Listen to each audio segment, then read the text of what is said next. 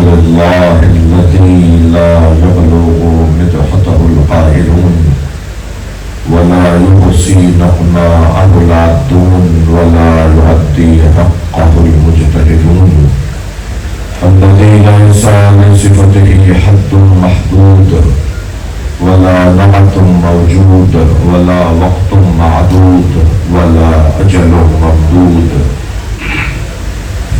فترى الخلائق بقدرته ونشر الرياح برحمته والصلاة والسلام على الرسول المسدد المصطفى الأمجد المحمود الأحمد سيدنا ومولانا ومولى الكونين جد الحسن والحسين علي والقاسم محمد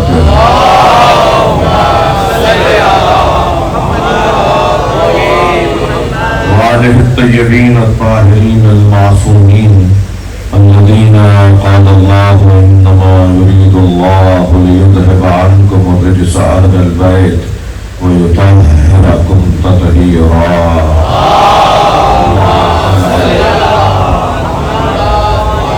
ولعنة الله على أعدائهم أجمعين من يوم عداوتهم إلى قيام يوم الدين أما بعد قال الحكيم في القرآن الكريم بسم الله الرحمن الرحيم ولله ميراث السماوات والأرض صلى اللهم صل على محمد وعلى اس سے بلند صلوات دیے اللهم صل على محمد وعلى اس سے بھی بلند صلوات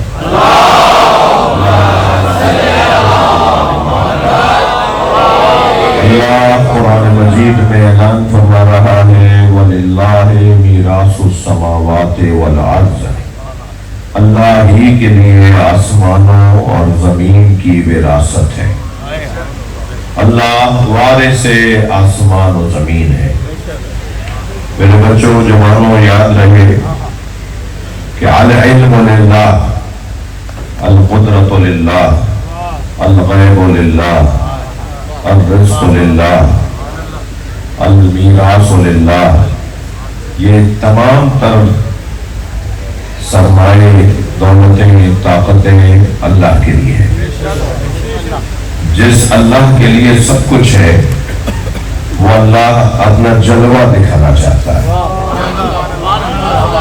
جب وہ اپنا جلوہ دکھانا چاہتا ہے چیز اس کی ہے ملک اس کا ہے تبارک الذی بیدہ الملک بابرکت ہے وہ ذات جس کے ہاتھ میں ملک ہے وہ اللہ جو یہ کہہ رہا ہے نا کہ جس کے ہاتھ میں ملک ہے وہی اللہ اسی قرآن میں جس قرآن میں یہ آیت ہے اسی قرآن کے اندر قرآن تو قرآن ہے نا قرآن کے اندر وہ اعلان کرتا ہے تو تُؤْتِي الْمُلْكَ مَن تَشَاءُ اللہ جسے چاہے ملک عطا کرے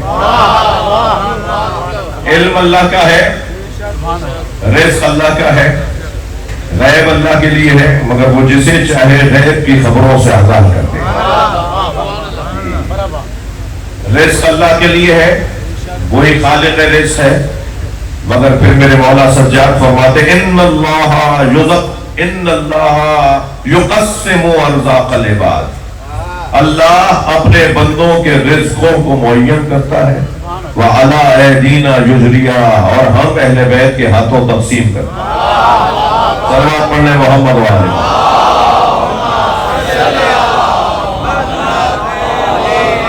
عقیدہ توحید اس وقت تک سمجھ میں نہیں آئے گا جب تک کہ عقیدہ ولایت اہل بیت نہ سمجھے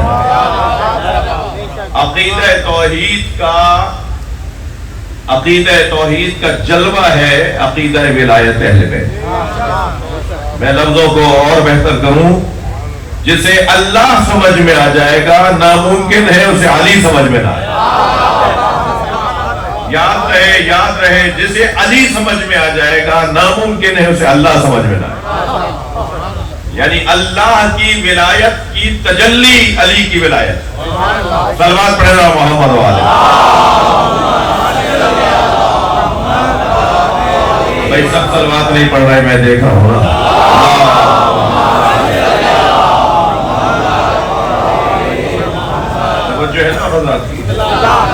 तमाम ये चीजें परवरदिगार आलम की हैं, अल्लाह को किसी ने नहीं दी, अल्लाह की अपनी है।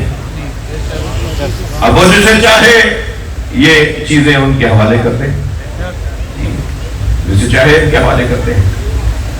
अब वलिल्लाह है, अब मैंने जल्दी तमीज मुकम्मल की, वलिल्लाह है मीरासु समावाति वल अर्द, अल्लाह ही के लिए आसमानों और जमीन की विरासत है। अल्लाह वारिस है आसमान और जमीन है जी, अल्लाह वारिस है आसमान और जमीन है। मैं आपका नौकर हूँ, इसी हुलिये में पूरी दुनिया में फिरता हूँ। ये अक्सर मेरे साथ कोई ना कोई बराबर में जरूर आके बैठता है। वो हिंदू होते हैं, वो ईसाई होते हैं, वो गैर मजहब होते हैं, वो लाम मजहब होते हैं, जो किसी मजहब को भी नहीं मानते, वो भी बात करते हैं।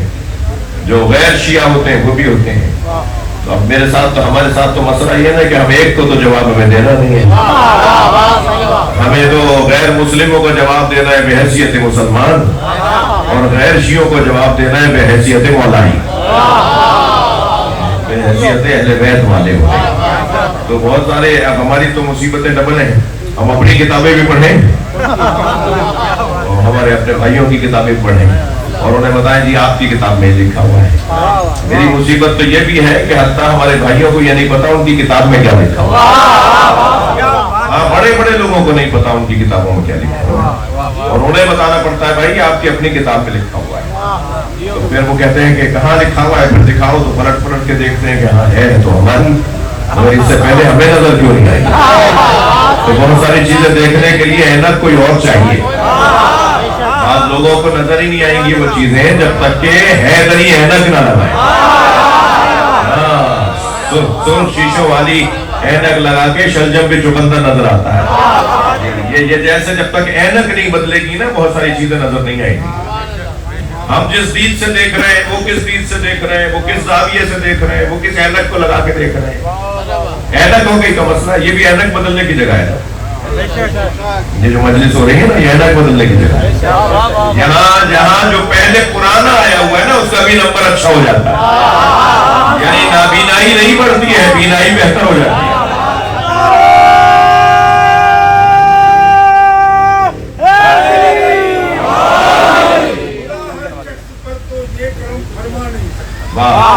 खुदा हर शख्स पर तो ये कर्म फरमा नहीं सकता, हर एक बंदा विलाए मुर्तजा को पा नहीं सकता। हुए एक वक्त में इस फर्श पे तो मौजूद लोगों, हरामी आ नहीं सकता हलाली।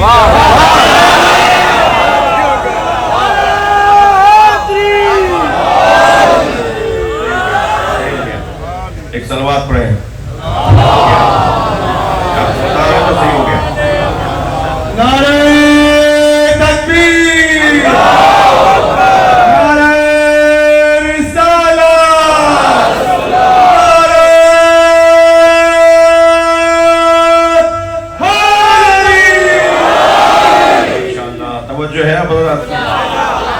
बहुत रोशन कर रहा हूँ, बहुत वाज़ेह कर रहा हूँ, ये जगह ऐनक बदलने की जगह है। यहाँ बैठने वाला वो देखता है कि जो है,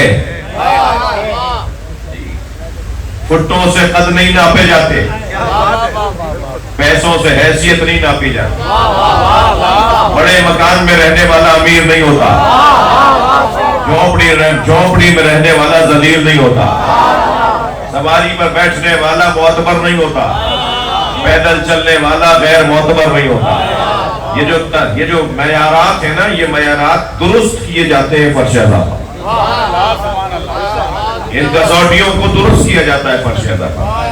यहाँ आने वाला फिर वैसा हो जाता है जैसा हुसैन चाहते हैं। ये हुसैनी मदरसा लगा हुआ है भाई, ये इस वक्त फर्श अज़ा करबला आलमी ओपन यूनिवर्सिटी का एक कैंपस यहाँ लगा हुआ है। ये ओपन क्लास हो रही है, जनरल क्लास हो रही है, और ऐसी जनरल क्लास है कि छोटा सा बच्चा भी कुछ लेने आया है। मुझे कुछ भी समझ में नहीं आएगा तो इतना जरूर आएगा कि इस होलिये वाले हमारे आलिम होते हैं, कम से कम ये लेके जाएगा। मेरा सुन्नी भाई भी आया हुआ है, वो कुछ सीखने आया है, वो समझने आया है, वो देखने आया है, वो आपके कामों को देखने आया है। अगर मेरा काम अच्छा होगा तो वो दोबारा आएगा, मेरा अखलाक अच्छा होगा तो बेहतर हो जाएगा। وہ کہے گا نہیں ہم نے جیسا سنا تھا ایسا تھا نہیں, ہم نے ایسا دیکھا نہیں. یہ کوئی ہنر نہیں ہے کہ نیاز خود پکائی خود کھا لی. انہیں کھلائیں جو نیاز نہیں کھاتے, اگر منع کریں تو دوبارہ کھلائیے گا, پھر لوٹا دیں تو پھر کھلائیے گا. میں آپ کو ممبر پہ بیٹھ کے زمانہ دیتا ہوں, چوتھی مرتبہ ان کی طرف سے نیاز آئے گی کہ ہم بھی نیاز کرتے ہیں. یہ عجیب بات ہے, عقیقے کا کھانا کھا لیتے ہیں, حسین کی نیاز نہیں کھائیں. عقیقے کا کھانا بھی تو کسی کے نام پر ہی کھلا تھا, باقاعدہ کارڈ میں اس بچے کا نام لکھا ہوتا ہے. کیا توہر کا کھانا کیا کہتے ہیں, اس بچے کا نام لکھا ہوا ہوتا ہے یا نہیں, وہاں جا کے اس بچے کا کھانا کھا لیں گے. جی ولیمے کے کھانے پہ لکھا ہوتا ہے کس کے ولیمے کا کھانا ہے. آواز آئے گی صاحب ولیمے کا تو اس کا کھانا تھا, اس کا ولیمہ تھا, اس کی توہر تھی, مگر جانور تو قبلے کی طرف لٹا کے ذبح ہوا تھا. تو ہم بھی تو نیاز میں ایسے ہی کرتے ہیں. ہمارے یہاں نیاز نظر میں جو جانور ذبح ہوتا ہے اسے کربلا کی طرف تو رخ نہیں کرتے, یا حسین کہہ کے تو ذبح نہیں کرتے, ہم قبلے کی طرف رخ کرتے ہیں, اللہ اکبر کہہ کے ذبح کرتے ہیں. ہم تم وہ ولیمہ کھاتے ہو, ہم حسین کی نیاز کھاتے ہیں.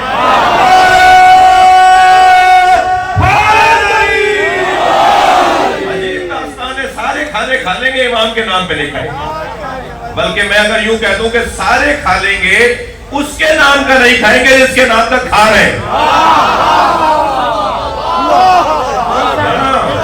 یہ ساری کائنات جس کے نام پر سانس لے رہی ہے وہ حسین کا نواں بیٹا ہے. تسعۃ من ولد الحسین, امام زمانہ کی وجہ سے ساری کائنات سانس لے رہی ہے. یہ پوری دنیا جی رہی ہے بنام بتصدق امام مہدی. امام زمانہ علیہ السلام بلند الصلوات.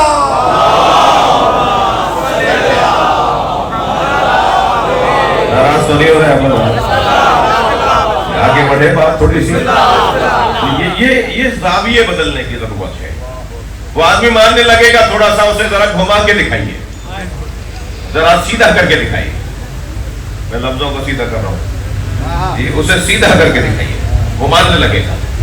مسئلہ مجھ مبلغ کا ہے, کمزوری ہم مبلغوں کی ہے. مبلغ صرف میں نہیں ہوں بولنے والا, یا سب کالے کپڑوں والے امام حسین کے ذکر کے مبلغ ہیں, چلتے پھرتے مبلغ ہیں. بازار سے گزرتے ہیں نا, سب کو پتا ہوتا ہے یہ حسین ہی جا رہا ہے, تو یہ چلتے پھرتے مبلغ ہیں امام حسین کے ذکر کے. تو ہمیں تھوڑا سا زاویوں کو بہتر کر کے دکھانے کی ضرورت ہے. مجھے نہیں لگتا کہ 1% بھی شاید کوئی دنیا میں رہے جو امام حسین کو نہ مانے, جو اہل بیت کو نہ مانے. بس تھوڑا سا مجھے سلیقہ بہتر کرنا ہے, مجھے اپنا انداز بہتر کرنا ہے, اپنے طریقے کو بہتر کرنا ہے, اپنے رویے کو بہتر کرنا ہے. اگر کوئی آپ کے پاس آ جائے تو اتنا پیار دیجئے اسے کہ پھر وہ دوبارہ آنے کا شوق کرے. کہیں ایسا نہ ہو کوئی ایسا جملہ اسے کہہ دے, کوئی ایسا دھکا اسے لگ جائے, کوئی ایسا کام اس کے ساتھ ہو جائے کہ وہ کہے کہ آئندہ تو مجھے جانا ہی نہیں ہے. جی ہم تو منتظر ہیں نا کہ مجمع جو کل آنے والا ہے وہ آج آ جائے.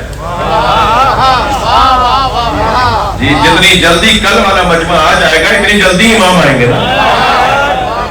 امام کے آنے میں دیر اس وجہ سے بھی تو ہو رہی ہے کہ جو کل آنے والی ہے وہ آ نہیں رہی. جی یہ زاویہ بدلنے کی جگہ ہے, اینک بدلنے کی جگہ ہے, یہاں بیٹھنے والے کی دید بدل جاتی ہے. یہ فرش اعظام ہمیں بہت کچھ سکھاتی ہے. میں نے ایک جملہ کہا کہ لمبے قد والا, اچھی ہیکل والا, اچھی حیات والا, اچھے ہاتھ پیروں والا بڑا آدمی نہیں ہوتا. بڑا ہونے کا معیار کیا ہے؟ یہ ایک مثال شاید کسی کے لیے تکراری ہو. ایک فوجی افسر کہتے ہیں کہ کئی دن تک میں اپنے لشکر کو لے کر, اپنے سپاہیوں کے پورے جس کو کہہ لیجئے کہ پلاٹون کو لے کر, پورے ایک دستے کو لے کے, پورے ایک لشکر کو لے کے, وہ پہلے کہتے تھے رسالے کو لے کے, پورا رسالہ لے کے میں صحراؤں میں سفر کر رہا تھا کہ ہمیں کچھ دیر کے بعد, بہت دیر کے بعد ایک گھر نظر آیا. ہم نے اس کا دروازہ بجایا تو ایک بچہ باہر آیا. تو میں نے اس بچے سے کہا, وہ افسر کہتے ہیں, میں نے اس بچے سے کہا کہ بیٹا آپ کسی بڑے کو بھیجو. اس نے کہا آپ مجھ سے کہیے آپ کو کام کیا ہے. میں نے پھر اسے کہا بیٹا گھر میں کوئی بڑا ہوگا اسے بھیجو. اس نے پھر کہا کہ آپ کو کوئی کام ہے تو مجھے بتائیے، میں آپ کا وہ مسئلہ حل کروں، میں آپ کو اس کا جواب دوں۔ پھر میں نے پھر کہہ دیا کہ بیٹا کسی بڑے کو لے کر آؤ۔ وہ اندر گیا، اونٹ کو پکڑ کر لے آیا، کہنا ہمارے گھر میں یہی پڑا۔ ارے بھائی تو بڑا کیسے بناتے ہو؟ جس کا قد بڑا ہو، جس کے پاس گاڑی بڑی ہو وہ بڑا ہوتا ہے، یا جس کی سوچ بڑی ہو، جس کی سمجھ بڑی ہو؟ لہذا طے کرنا ہوگا۔ یہ جگہ ہمیں بہت کچھ چیزیں سکھا دیتی ہیں، یہاں آنے والے کو اپنا بہت کچھ بہتر کرنا ہے۔ کم سے کم میرے عزیزوں، میں بار بار بولتا ہوں، بار بار بولوں گا، 3 لوگوں کو یہ عالی مدد بولنا ہی نہیں چاہیے۔ احسان نہ کرے مذہب پہ اور مذہب والوں کے پر مولا علی سے اپنی تعلق کو جوڑ کر۔ 3 لوگوں کو یہ عالی مدد نہیں بولنا چاہیے۔ ایک کنجوس کو، جس کی جیب سے پیسہ نہیں نکلتا، جو علاقے کے اندر سخاوت کے ساتھ رہتا نہیں ہے، جو پیسے قبر میں لے جانا چاہتا ہے، اور بچے قبر کے اندر 2.5 گز سے زیادہ کفن نہیں دیں گے، انگوٹھیاں بھی اتار لیں گے، گلے سے چین بھی اتار لیں گے، یہ گھڑی بھی اتار لیں گے۔ یہ سارے بچے بعد میں گھڑی میں لڑیں گے، گھڑی لڑیں گے۔ یہ پیسے کہاں لے جاؤ گے بھائی؟ قبر میں تو لے جاؤ گے نہیں۔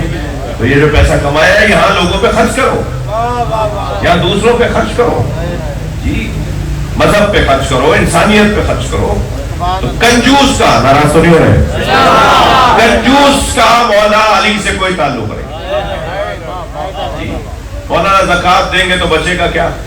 خمس دیں گے تو بچے گا کیا؟ ارے بھائی 5واں حصہ تم کہہ رہے ہو دے دے پہ کچھ نہیں بچے گا، تو 5واں خود رکھ لو،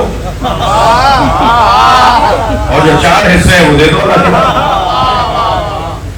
نہ خمس دے، نہ زکات دے، نہ صدقہ دے، نہ خیرات دے، پیسے جمع کیے چلے جا رہے ہیں۔ مجھے بھی کوئی صاحب بتا رہے تھے کہ بعض لوگوں کے پاس تو کروڑوں روپے کی ملکیتیں ہوتی ہیں، اب وہ گدے گاڑی پہ بیٹھتے ہیں، بٹن پھٹے ٹوٹے ہوئے ہوتے ہیں، پانچے پھٹے ہوئے ہوتے ہیں، کالر ادھڑے ہوئے ہوتے ہیں، جیب پھٹی ہوئی ہوتی ہے۔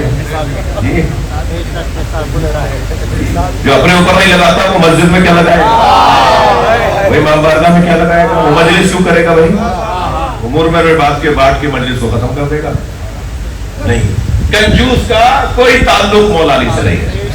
دوسرا نام بتا دوں، بزدل کا کوئی تعلق، ڈرپوک، چھوٹی چھوٹی باتوں پہ سودے کرنے والا، ذرا ذرا سے مفادات کے اوپر اپنا عقیدہ بدلنے والا، جب چاہے ہاتھ باندھ دے، جب چاہے کھول دے۔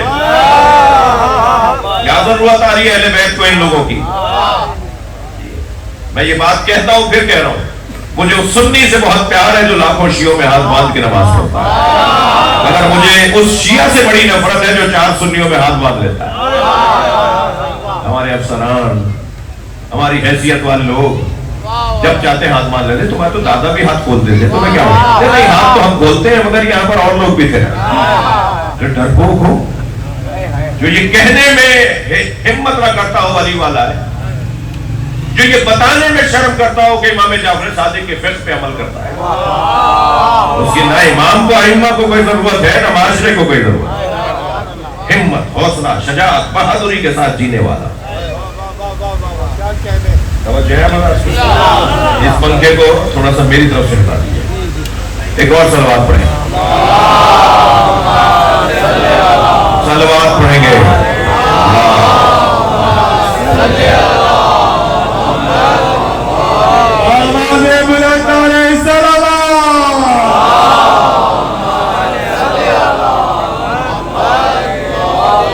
خفا ہو گئے آپ، تھوڑے سے ناراض ہو گئے؟ نہیں ہوئے تو ایک بلند صلوات پڑھیں۔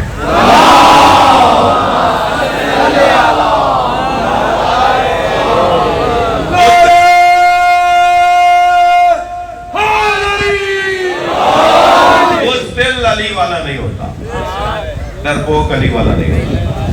اور تیسرا نام بتاؤ، کم نظر، چھوٹی سوچ والا، ٹوٹے ہوئے دماغ والا۔ جی ہمارا ہے، ان کا ہے، وہ فلاں زبان بولتا ہے، وہ فلاں ہے، وہ فلاں ہے۔ وہ بریلویوں کی مسجد ہے، وہ دیوبندیوں کی ہے، وہ شیعوں کی ہے، اللہ کی کون سی ہے؟ اچھا، پھر آپ کا بھی حال بہت اچھا نہیں ہے۔ وہ सैयदों का इमाम बारगाह, वो कुरैशियों का इमाम बारगाह, वो खानदानों का इमाम बारगाह। खानदानों का है, हो जाएगा। सलावत पढ़ना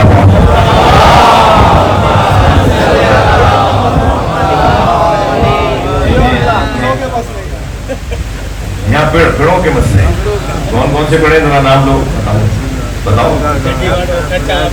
ये जो आप फरमाए ना, सारी आप पर मुसीबत आए। मैं आप तो दुआ दे रहा हूँ, अल्लाह आपको सेहत और सलामती के साथ रखे। ये उनका पेड़, वो उनका पेड़, वो उनका पेड़। और भाई इमाम हुसैन का कौन सा है? तन नजरिया, छोटी सोच, यानी वालों का काम नहीं है। अल्लाह ने हमें कबाइल में तकसीम किया था शनाख्त के लिए, फजीलतों के लिए नहीं। थक रहे हैं आप मेरी बात? अल्लाह ने हमें शनाख्त के लिए कबीलों में तकसीम किया था, फजीलतों के लिए तकसीम नहीं किया था। ये फजीलत नहीं है। क्या मालूम किसका इमाम हुसैन के नजदीक क़ुर्ब ज्यादा हो। जैसे हम मामूली ले रहे हैं, जिसको हम हैसियत नहीं दे रहे, जिसका हम एहतराम नहीं कर रहे, हो सकता है इमाम हुसैन के नजदीक ज्यादा मोतबर। अल-अमालु बिन्नियात किसे कहते हैं भाई? अमाल का ताल्लुक नियतों पर है ना। ये मेरा मातम मेरी नियत के साथ जुड़ा हुआ है, ये मेरा रोना मेरी नियत के साथ जुड़ा हुआ है, ये मेरा ताबूत उठाना, अलम उठाना, जुलजना निकालना, पेड़ निकालना, ये मेरी नियत के साथ जुड़ा हुआ है। क्या मालूम किसकी नियत ज्यादा साफ हो मेरी निस्बत। किसी को फटे कपड़ों में देखकर दलील मत समझना बच्चों, आपसे कह रहा हूं। क्या मालूम कि जिसे आप फटे कपड़ों में देख रहे हैं वो अल्लाह का वली हो। वैसे भी अल्लाह ने अपने वलियों को फकीरों में छुपाया हुआ है। कभी भी 5 करोड़ की गाड़ी से कोई अल्लाह का वली नहीं उतरेगा। मैं आपको अभी बता देता हूं। कभी कोई 4 अरब के मकान से और बंगले से अल्लाह का वली नहीं निकल सकता। अल्लाह के वलियों का इन होलियों से ताल्लुक ही नहीं। समझ है। वो ना महंगे मकानों में रहते हैं, ना महंगी गाड़ियों में बैठते हैं। वो गाड़ियों को अपने लिए जरिया समझते हैं, अपने लिए जरूरत नहीं समझते। ये तरीका ही कुछ और है। और ये जो जगह है जहां में और आप बैठे हैं, इस जगह पर दीद बदली जाती है। उसकी वजह यही है कि इंसान जैसा है, जैसा था वैसा हो जाए। हमें कभी गौर फरमाया या में आता कि कशिश हमारे ऊपर ये दिन आते हैं तो हमें लगता है जैसे हम महराज पर हैं। ये दिन जा रहे होते हैं तो हमारा दिल बुझ रहा होता है। उसकी वजह क्या है? वजह ये कि हम फितरत से करीब हो जाते हैं। अय्याम आज़ा में हम फितरत से करीब हो जाते हैं। इंसान की फितरत खाक से जुड़ी हुई है। हम इन अय्याम में मिट्टी के करीब हो जाते हैं। हम इन अय्याम में अपनी जात की जो हमने खौल चढ़ाए हुए हैं ना, वो जो हमने मुलम्माकारियां की हुई हैं, वो हमने जो अपने ऊपर कलैयां चढ़ाई हुई हैं, हमने अपने लिए जो बैरियर खड़े किए हुए हैं, अपने लिए जो मुसीबतें बनाई हुई हैं, हम उन सबको उतार के फेंक देते हैं। नंगे पैर हो जाते हैं, सादा कपड़े पहनते हैं, काले कपड़े पहनते हैं, जमीन पर बैठते हैं। जो बेचारे बुजुर्ग किसी वजह से कुर्सी पर बैठ के मजलिस सुनते हैं, मामूलन मैंने ऐसे देखा है कि वो फिर कोशिश करते हैं कि मसाइल जब शुरू होते हैं ना तो फिर जमीन पर बैठ जाते हैं। तो कहते हैं अब तो तय है ना कि बीवी आने वाली है। मसाइल के दौरान में तो तय हो जाता है ना कि बीवी आने वाली है। मसाइल में तो मुमकिन है कि मौलाना की बातें थी, मौलाना तकरीर कर रहे थे, खतीब जाकर अपनी बातें कर रहा था, मगर मसाइल के वक्त में तो हम करबला आ जाते हैं। ये जो हम फितरत से करीब हो जाते हैं, हम जो जमीन से करीब हो जाते हैं, हम जो सादगी की तरफ चले जाते हैं, हम जो अपनी असलियत की तरफ आ जाते हैं, हम जो अपनी जात की नफी करते हैं, वो जो हम अपनी अनानियत को मिटाते हैं। नाराज तो नहीं हो रहे ना? वो जो हम अपनी जात के खौल से बाहर आ जाते हैं। मैं ये मिसाल अजीजों को देना चाह रहा हूं। मैं आ रहा था टंडवातम से सांगड़ से टंडवातम, फाटक आता है ना बीच में, वो लोग आता है नहीं आता? एक फाटक आता है बीच में, जिन्होंने देखा होगा वो तो बोले बेचारे गए नहीं है हैदराबाद से बाहर, उनके लिए नहीं कह रहा। तो फाटक पे हमारी गाड़ी आहिस्ता हुई तो उसकी जो फाटक की छोटी सी दीवार होती है ना, उस पर एक फकीर बैठा हुआ था। मैं ऐसी हुलिये में आके सीट पर बैठा था, उसने मुझे इसी हुलिये में देखा तो दूर से मुझे सलाम और या अली मदद कहा। मैंने भी उसे सलाम का जवाब दिया और मौला अली मदद भी कहा। تو وہیں سے آواز دے کر کہنے لگا کچھ دوں. آپ یقین جانیے میں نے گاڑی رکوا دی. میں نے کہا مجھے فقیر مل گیا. اس لیے کہ فقیر مانگنے والے کو نہیں کہتے. یہ جو روڈوں پہ چوکوں پہ مانگ رہے ہیں نا یہ ذلیل ہے, فقیر نہیں ہے. فقیر تو دینے والے کو کہتے ہیں. میں نے کہا جی مجھے پہلا فقیر ملا ہے, میں اتروں گا. اترا, ان کی طرف بڑھا, آگے بڑھ کے ہم گلے ملے, ایک دوسرے سے دعا سلام ہوئی. کہاں سے جا رہے ہو, کہاں آ رہے ہو, کچھ دوں. میں نے کہا جی عطا کریں. کہنے لگے بتاؤ زہد کسے کہتے ہیں. میں ان بچوں سے کہہ رہا ہوں جب کسی بڑے کے پاس جایا کرو بولنا بند کر دیا کرو, سننا شروع کرو. ہمارے جوانوں میں کمزوری آ گئی ہے کہ ہر جگہ بولتے رہے. بھائی سینئر کے پاس جا رہے ہو, کسی بڑے کے پاس جا رہے ہو, کسی سفید بالوں والے کے پاس جا رہے ہو, کسی استاد کے پاس جا رہے ہو تو اس سے کہیں آپ بولیں کہ ہم سنیں گے, ہمارا ہی فائدہ ہے اس کے زیادہ بولنے میں. تو میں نے کہا جی آپ بہتر جانتے ہیں. کیا کہنے لگے, زہد بتاؤ زہد کسے کہتے ہیں. میں نے کہا آپ بہتر جانتے ہیں. کہنے لگے زہد کی 7 منزلیں ہیں. میں تمہیں آج پہلی بتاتا ہوں, اس پہ عمل کر لو گے تو مجھ جیسا فقیر ملے گا. دوسری بتا دے گی. زہد کی پہلی منزل ہے ذات کی نفی. اپنی ذات کی اسیری سے باہر آؤ, تکبر سے باہر آؤ, غرور سے باہر آؤ, خود پسندی سے باہر نکلو, اپنے آپ کو کچھ سمجھنے سے باہر نکلو. میرا نام ہے سید شہنشاہ حسین نقوی. مجھے کوئی دوست خط لکھے اور اس کے اوپر لکھ دے سید شہنشاہ حیدر زیدی. میں کہوں صاحب میرا تو نہیں ہے نام. بھائی خط کے اندر سارا مضمون تمہارے لیے ہے یا نہیں, میں تو اس خط کو مانتا ہی نہیں, میرا نام غلط لکھا ہے. ہم اتنے اسیر ہیں صاحب.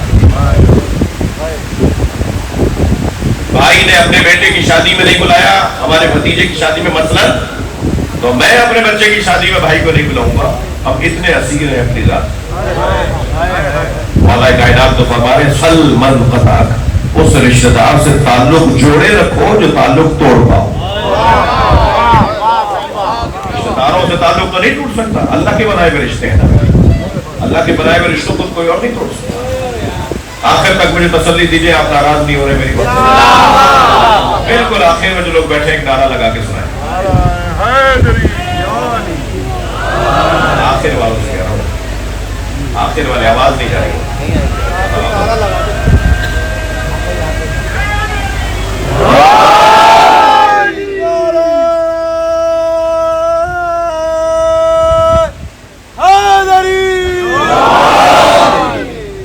ایک اور صلوات چلتے رہے تو اس کو چلتے رہے. ایک اور بلند صلوات. اللہم صلی اللہ علیہ محمد. آواز بلند نعرہ صلوات.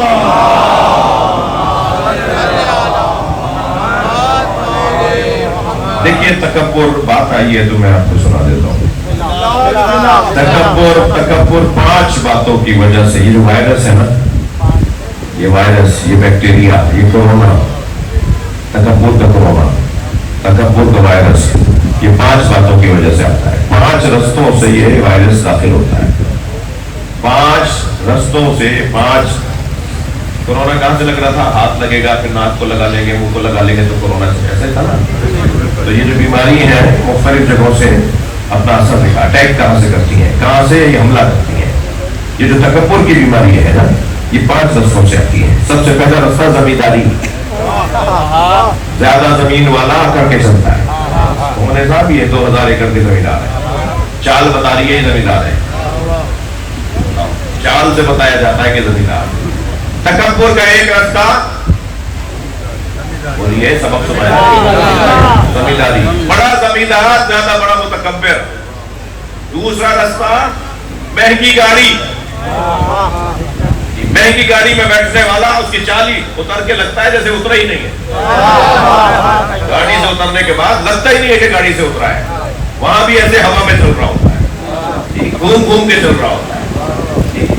پیدل چلنے والے کو ذلیل ماننے والے. بعض لوگ تو گاڑی لے کے جب باہر نکلتے ہیں تو دوسری چھوٹی سواریوں کو سمجھتے ہیں کہ حیثیت ہی نہیں ہے کہ ہمارے برابر میں چلے. انہیں دبانا, انہیں ڈرانا, ان کو کچھ نہ کچھ بولتے رہنا. سواری. دوسرا رستہ سواری ہے تکبر کا. تیسرا رستہ مہنگے کپڑے، اکڑے ہوئے کپڑے کو قلم لگا کے گھوم رہے ہیں، کپڑے بھی قلم پہ لگے ہوئے، ان کی گردن میں بھی قلم، ان کے ہاتھ پیروں میں بھی قلم، یہ قلم لگے ہوئے لوگ۔ تیسرا رستہ لباس، مہنگا لباس پہننے کے بعد یہ کہتا ہے کہ میں کچھ بڑا ہو گیا ہوں۔ چوتھا رستہ مہنگا اور عمدہ اور زیادہ کھانوں کا دسترخوان، بھائی ہر ہفتے ہرن کھاتے ہیں اور تیتر تو یہ روزہ نہیں کھاتے ہیں، اور بٹیر تو ان کو اچھا ہی نہیں لگتا، اور فلاں تیتر کا اور فلاں ہرن کا گوشت تو کہتے ہیں کہ نہیں یہ کوئی گوشت ہے۔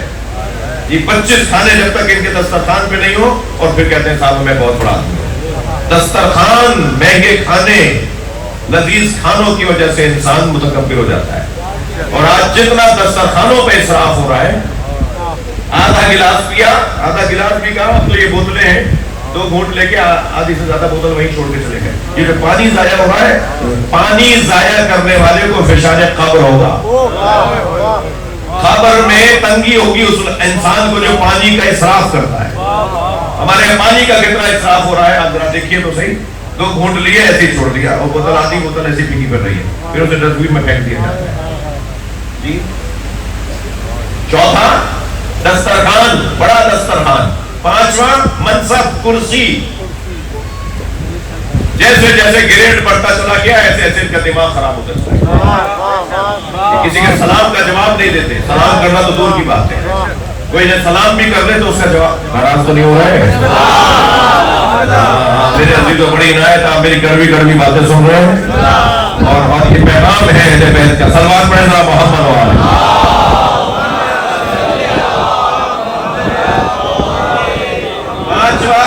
پانچواں سبب تکبر جیسے وائرس کا، وہ ہے منصب، کرسی، گریڈ، افسری۔ بڑے افسر لگ گئے، آپ ان کے دماغ ہی آسمانوں پر ہیں، کسی سے بات کرنے کو تیار نہیں ہے۔ تکبر کا ذریعہ ہو گیا ہے بڑی افسری، بڑا منصب، بڑی کرسی۔ یہ 5 رستے، میں ایک جملہ کہہ کے ان 5 کا آپریشن کرتا ہوں، اور جملہ یہ ہے کہ تکبر وہ کرے جس جیسا کوئی نہ ہو۔ تکبر وہ کرے جس جیسا کوئی نہ ہو، اور اس کائنات میں کون ہے جس جیسا کوئی نہیں ہے؟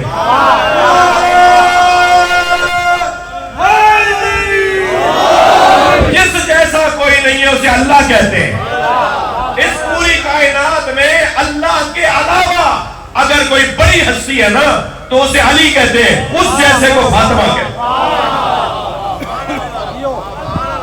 مولا کائنات، مولا کائنات بابا سے بلندر صلوات۔ اللہ کے علاوہ اس پوری کائنات میں اگر کوئی بڑا نام ہے تو وہ نبی کا نام ہے۔ اس پوری کائنات میں اگر بڑا نام ہے تو نبی کے بعد مولا علی کا نام ہے، مگر مولا علی کے جیسی وجود بھی جناب زہرا کا وجود۔ مولا علی کے ساتھ بھی اللہ نے ایک بیوی کو جوڑ دیا ہے کہ علی جیسا، لولا علی لما کان لفاطمہ کفء علی وجه الارض، اگر علی نہ ہوتے تو فاطمہ کا کوئی شوہر نہ ہو۔ جناب زہرا کے ساتھ مولا کائنات کو ایک جیسا بنا دیا، پنجتن سب کے سب ایک جیسے، تبھی تو جبریل پہچان نہیں پائے۔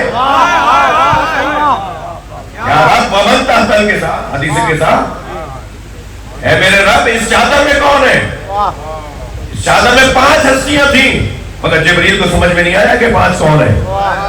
یہ 5 ایک جیسی ہیں، یہ 5 ایک جیسی ہستیاں ہیں۔ جبریل سے اللہ جواب دے رہا ہے، ہم فاطمہ کو و ابوہا و بعدہا و بنوہا، 5 کو پروردگار عالم نے ایک جیسا قرار دیا ہے، ان 14 کو ایک جیسا قرار دیا ہے۔ دلیل دے دوں کہ 5 ایک جیسے ہیں یا 14؟ اس لیے کہ حدیث قصہ میں اللہ نے جواب یہ دیا، ہم فاطمہ تو و ابوہا و بالوہا، بولیے و بنوہا۔ اس میں فاطمہ زہرا کے بابا ہیں، سیدہ ہیں، ان کے بابا ہیں، ان کے شوہر ہیں، اور ان کے 3 سے زیادہ بیٹے ہیں۔ بنو کا لفظ ہے وہ 3 اور 3 سے زیادہ کے لیے، 2 کے لیے ابنان کا لفظ ہے، بچے تو 2 تھے، اللہ کہہ رہا 3 سے زیادہ ہے۔ ذرا معرفت کی نگاہوں سے دیکھو، حسن سے لے کے مہدی تک سب چاہتا ہے۔ محمد وآل محمد بلند الصلوات۔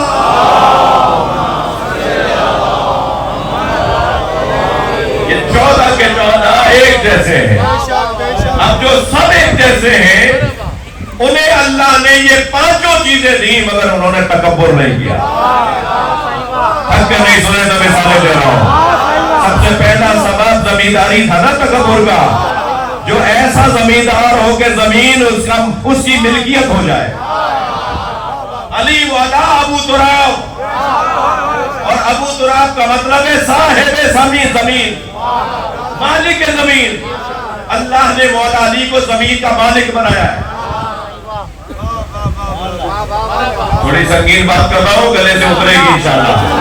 آپ کے نہیں جو بعد میں کہیں گے کہ یہ کیا بات کر رہے ہیں، میں ان کو سمجھانے کے لیے جملہ کہہ رہا ہوں۔ یہ زمین، اس زمین کی وراثت وَلِلَّهِ مِيرَاثُ السَّمَاوَاتِ وَالْأَرْضِ، دلیل دینے جا رہا ہوں۔ زمین کے بارے میں اور آسمان کے بارے میں اللہ قرآن میں ارشاد فرما رہا ہے، اللہ کے لیے آسمانوں اور زمین کی زینت، اللہ کے لیے آسمانوں اور زمین کی وراثت ہے۔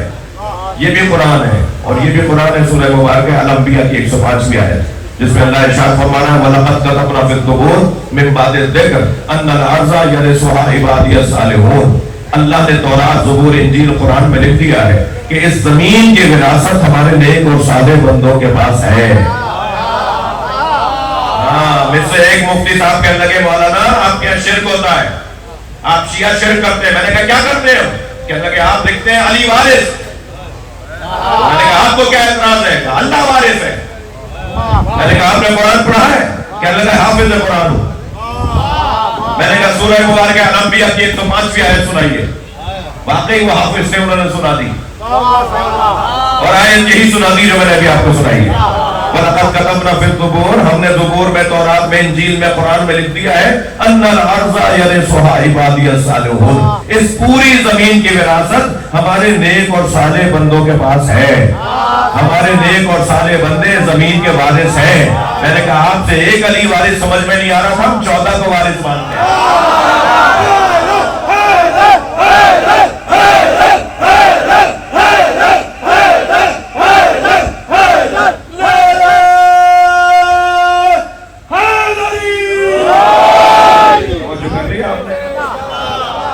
جو زمین کے وارث ہوں، جو ابو تراب ہوں،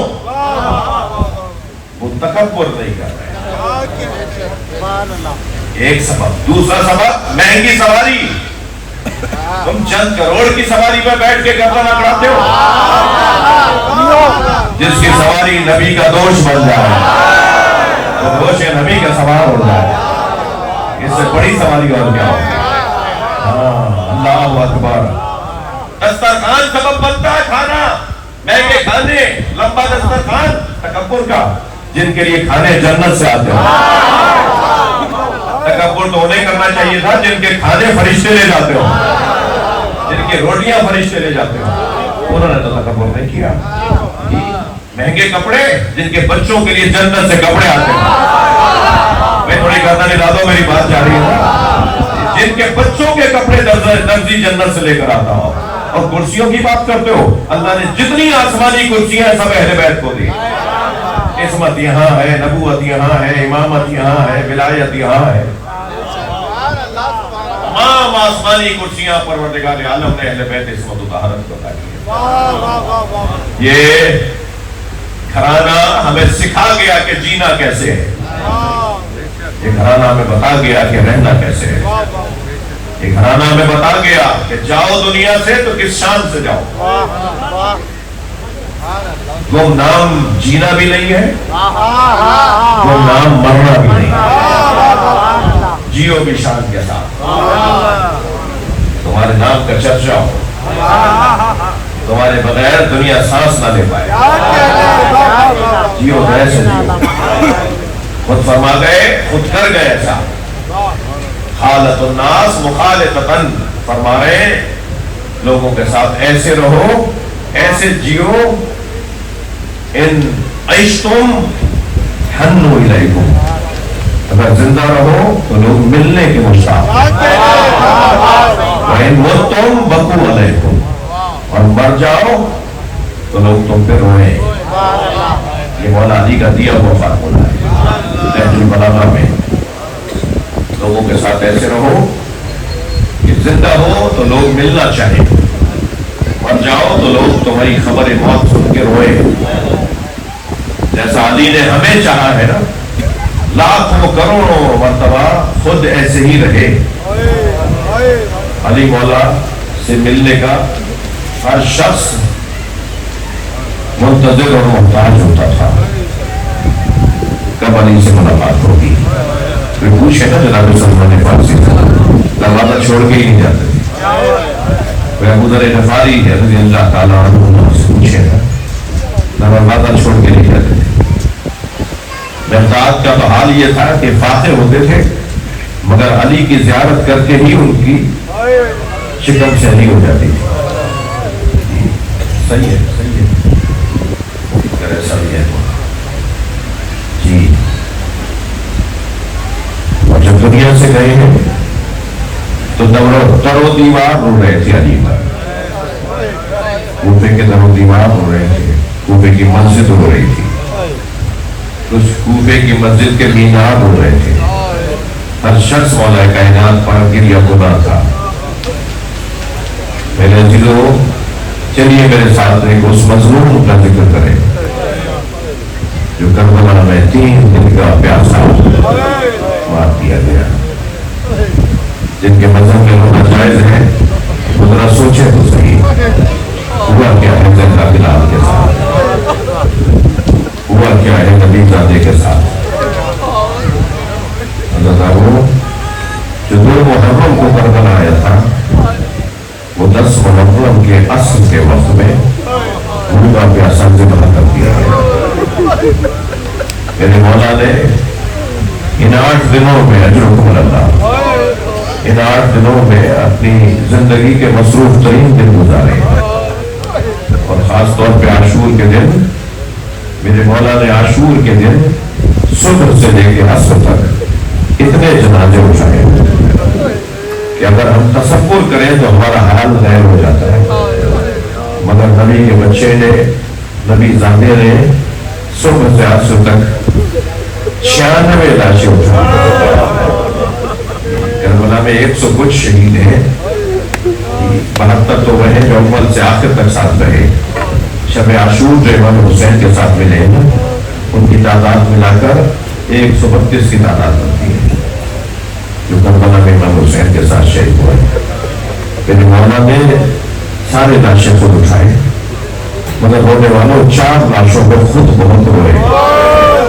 لاشیں تو سارے اٹھائے مگر 4 لاشوں پر امام حسین کی آنکھوں سے آنسو رکتے نہیں تھے۔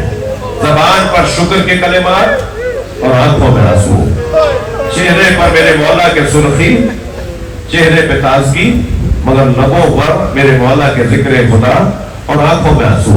یہ کیفیت تھی امام حسین۔ ان 4 لاشوں میں رونے والوں ایک لاشا حضرت قاسم کا لاشا، بڑی تعداد میں جوان بیٹھے ہوئے ہیں۔ ماؤں کی بڑی آرزو ہوتی ہے، ماؤں کی بڑی آرزو ہوتی ہے کہ اپنے بچے کو دولہا بنتے ہوئے دیکھیں۔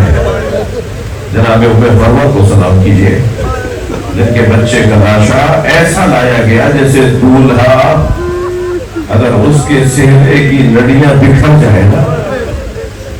یہ کیفیت تھی جناب قاسم کے لاشے کی۔ امام حسین نے لاشا اٹھا تو لیا تھا مگر لاشا بہت دیر میں ملا تھا۔ میرے مولا لاشا لے کر آئے، روتے ہوئے آئے۔ دوسرے لاشے کا نام بتاؤں، وہ لاشا ہے علی اکبر کا لاشا۔ حضرت علی اکبر کے لاشے پر بھی بہت روئے امام حسین۔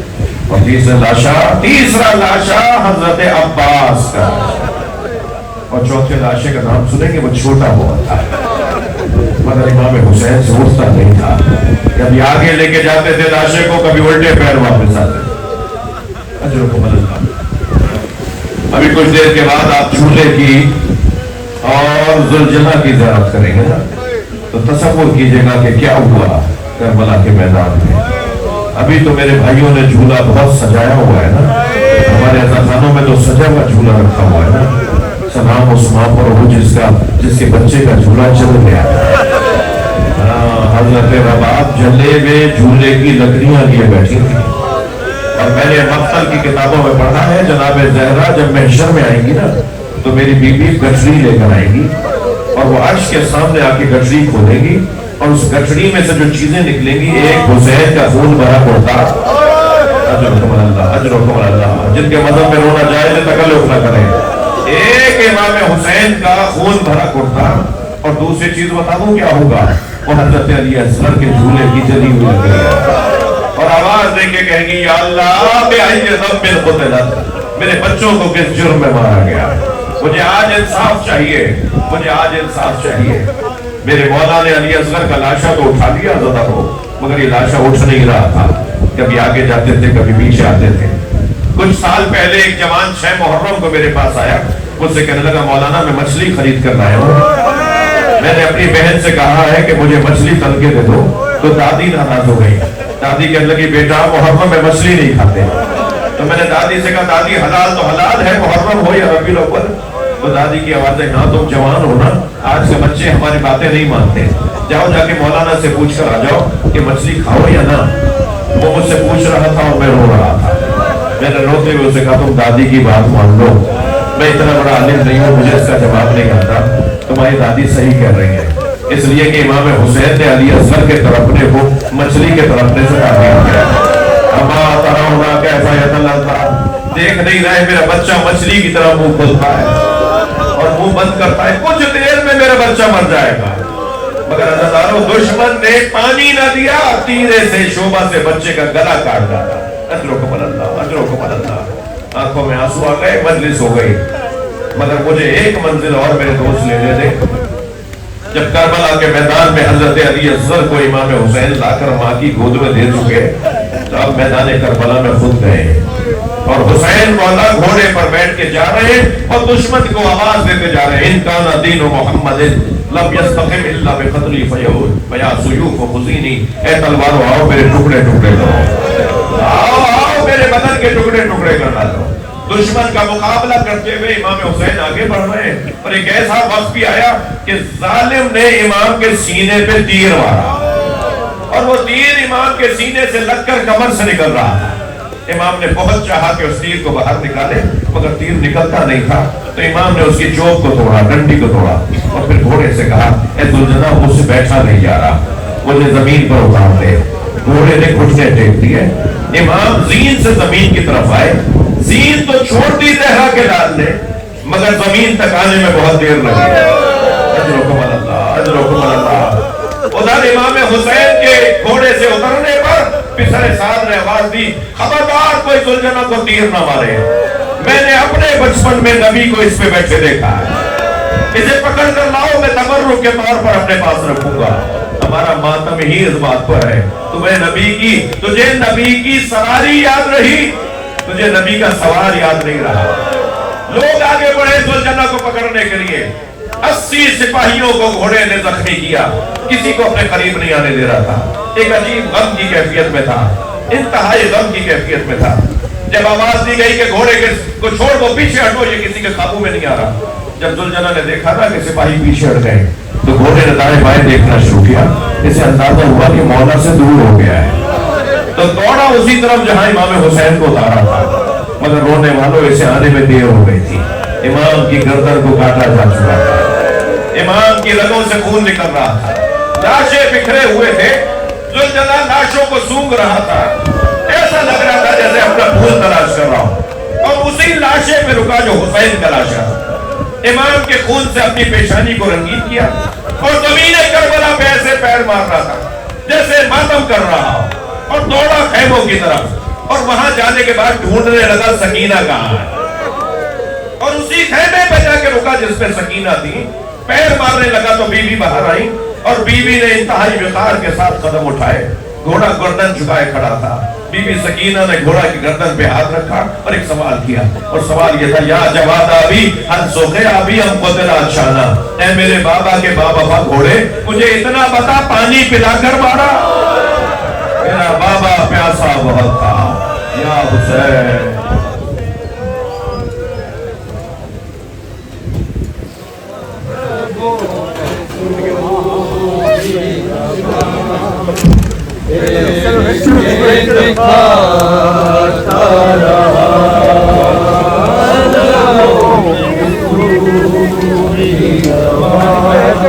दिखा